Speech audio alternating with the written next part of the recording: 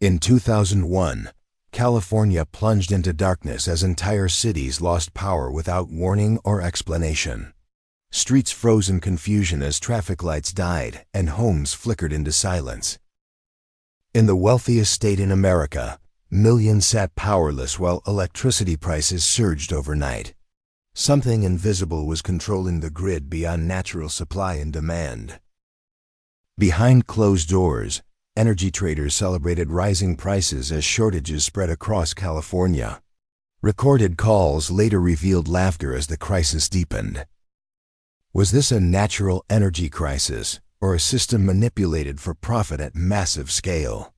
The answer would expose one of the most shocking corporate scandals in U.S. history.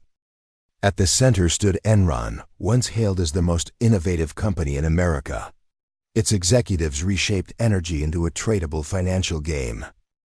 Led by Jeffrey Skilling, Enron believed energy could be traded like stocks and derivatives. This idea would transform electricity into a speculative commodity. Founder Kenneth Lay promoted Enron as a revolutionary force in deregulated markets. Investors and politicians embraced the promise of free market efficiency. Behind the scenes, Andrew Fastow engineered complex financial structures hiding massive debt. These hidden risks fueled aggressive trading strategies. In the late 1990s, California deregulated electricity markets to encourage competition and lower costs. Instead, it created loopholes traders quickly learned to exploit. Electricity suppliers could now sell power through open markets rather than fixed contracts. Prices became volatile, opening doors for manipulation. Enron traders developed strategies like Death Star to create fake congestion on transmission lines. This allowed them to profit without delivering real electricity. Another tactic called Fat Boy involved overscheduling electricity to manipulate supply data. These schemes distorted the true availability of power. As demand rose in 2000, traders deliberately withheld electricity to tighten supply artificially. Prices surged dramatically across California. Power plants suddenly went offline for suspicious maintenance during peak demand periods. These outages reduced supply when it was needed most. Electricity prices increased by as much as 800% in some regions during the crisis. Consumers faced bills they could not afford. Rolling blackouts became routine as grid operators struggled to maintain balance. Entire neighborhoods lost power without warning.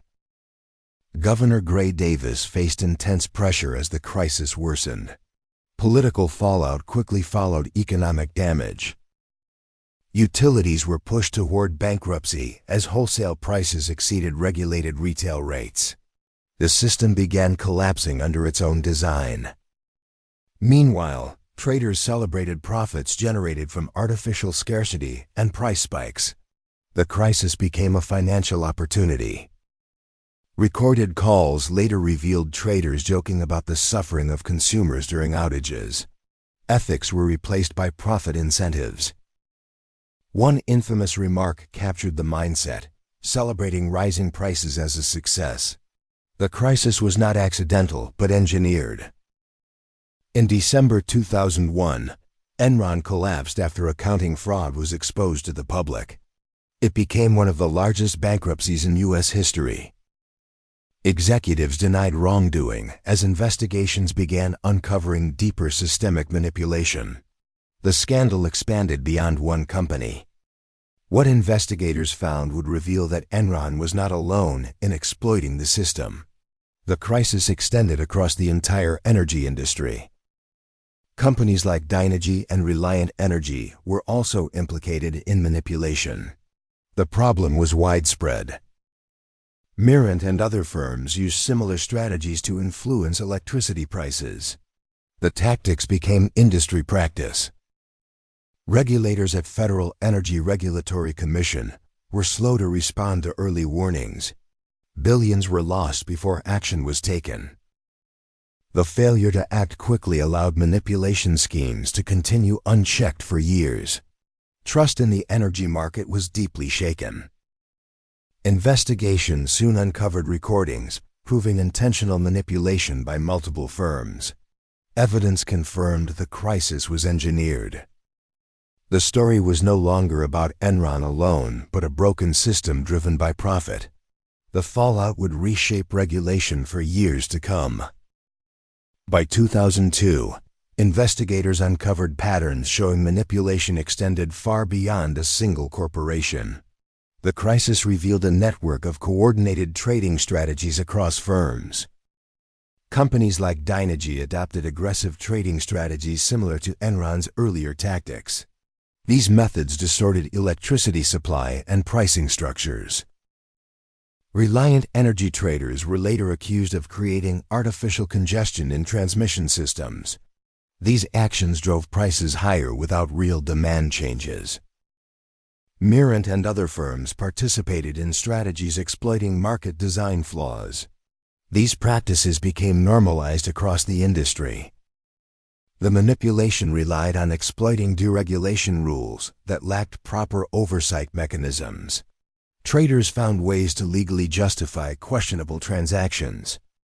At the center of regulation stood Federal Energy Regulatory Commission, tasked with overseeing markets. Critics argued it reacted too slowly to warning signs. Early complaints from California officials pointed toward manipulation rather than natural shortages. However, investigations took time to confirm these suspicions. Meanwhile, electricity markets continued to operate under flawed systems vulnerable to exploitation. Traders adapted quickly to maximize profits. Recorded conversations became key evidence showing intent behind manipulation schemes. These tapes revealed deliberate actions, not accidental outcomes. Traders openly discussed strategies designed to restrict supply and inflate prices artificially. Their tone suggested confidence in avoiding consequences. Evidence showed manipulation techniques mirrored those pioneered by Enron before its collapse. The industry had learned and expanded these methods. As investigations deepened, the scale of financial impact became increasingly clear. Billions of dollars had shifted from consumers to corporations. Utilities faced insolvency as wholesale costs exceeded regulated retail prices. The financial strain threatened the stability of the power grid. Public anger grew as evidence of manipulation reached mainstream media outlets. Trust in both corporations and regulators began to erode. Pressure mounted on regulators to enforce stricter oversight and accountability measures. The demand for transparency intensified across the nation. Investigations expanded to include multiple companies suspected of similar practices. The crisis was now recognized as systemic rather than isolated. Energy firms began negotiating settlements to resolve allegations of market manipulation. These agreements often involved significant financial penalties. Despite settlements, many questioned whether justice was fully served for affected consumers. The economic damage had already been done. Attention turned back to Enron's leadership as criminal cases moved forward. Prosecutors sought accountability for the company's collapse. Jeffrey Skilling faced charges including fraud and conspiracy related to Enron's operations. His trial became a focal point of the scandal. Kenneth Lay maintained innocence as legal proceedings continued against him. His role remained heavily scrutinized by investigators. Andrew Fastow cooperated with prosecutors, providing insight into internal operations. His testimony helped strengthen the case. The trials revealed complex financial schemes used to hide debt and inflate profits. These practices misled investors and regulators alike. As testimony unfolded, public understanding of the crisis deepened significantly. The scandal reshaped perceptions of corporate accountability. By mid-2000s, regulators began implementing reforms to prevent similar crises. New rules targeted transparency and market monitoring. Energy markets were redesigned to reduce opportunities for manipulation and abuse. Monitoring systems became more sophisticated. Despite reforms, concerns remained about the complexity of energy trading systems. Experts warned vulnerabilities still existed. The crisis left lasting scars on public trust in both markets and institutions. Recovery required more than regulatory changes. What began as an energy crisis evolved into a broader financial and ethical reckoning. The consequences would continue unfolding. The final chapter would reveal the full consequences for those responsible. The legacy of the crisis was far from over. By 2006, the courtroom became the final battleground for one of America's biggest corporate scandals. The fate of Enron's leadership was about to be decided. Jeffrey Skilling stood trial facing multiple counts of fraud and conspiracy tied to Enron's collapse. Prosecutors argued he misled investors and manipulated financial reality. After months of testimony, the jury delivered a guilty verdict against Skilling in 2006. The decision marked a turning point in corporate accountability. Skilling was sentenced to more than 20 years in prison for his role in the scandal. His conviction sent shockwaves through corporate America. Kenneth Lay was also found guilty, but never received sentencing. He died in July 2006 before punishment could be carried out. Andrew Fastow had already pleaded guilty and served prison time for his cooperation. His testimony exposed the inner workings of Enron schemes. Beyond Enron, energy firms agreed to billions in settlements over manipulation claims. Companies sought to close legal battles without prolonged trials. Dynegy, Reliant Energy, and Mirant paid substantial penalties tied to market abuse. The industry faced financial consequences but limited admissions of wrongdoing. Investigations confirmed that manipulation strategies had been widely shared across trading desks. The crisis was systemic, not isolated. Public trust in energy markets collapsed as the truth became widely known. Consumers realized the crisis had been engineered. The crisis forced a re-evaluation of deregulation policies across the United States. Lawmakers began strengthening oversight mechanisms.